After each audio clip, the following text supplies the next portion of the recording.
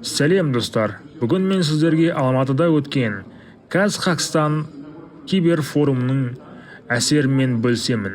Бұл киберқауіпсіздік саласындағы ең маңызды жиындардың бірі. Бұл халықаралық форум. Казахстан бұл IT мамандардың, студенттерді, стартап иелерін және халықаралық сарапшыларды біріктіретін алаң.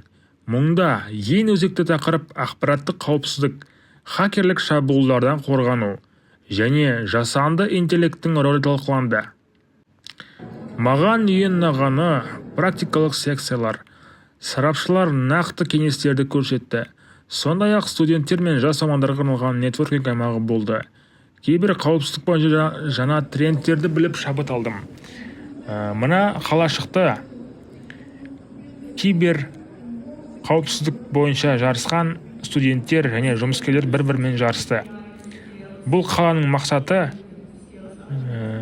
мысалы бір ракетаны болсын, оны ұшыру, атом станция болса, оны іске қосу немесе айырып тастау. Және бұндай да сұрақтар болды. Спикерлер сөйлеп жатқанда, егерде кім спикерлердің микрофонын бұза алса, сол хакерге ақшалай сыйлық береміз деп айтты. Бірақ әзірше оны ешкім жасай алмады.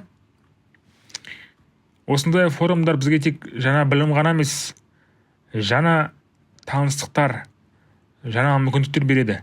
Казахстан бұл Қазақстандағы IT қауымдастықтың күшейіп келе жатқанын көрсетеді. Мен үшін бұл үлкен мотивация. Және де ескі PlayStation'дар болды. Неше түрлі ойындар ойнауға болды. Tetris секілді ойындар да болды. Қорытынды, егер сен IT саласына қызықсаң, немесе ақпараттық қауіпсіздікпен айналысқың келсе, міндетті түрде осындай форумдарға баруға кеңес беремін. Бұл білім, тәжірибе және орта. Каналыма жазыл, алда тағы да пайдалы контенттер болады.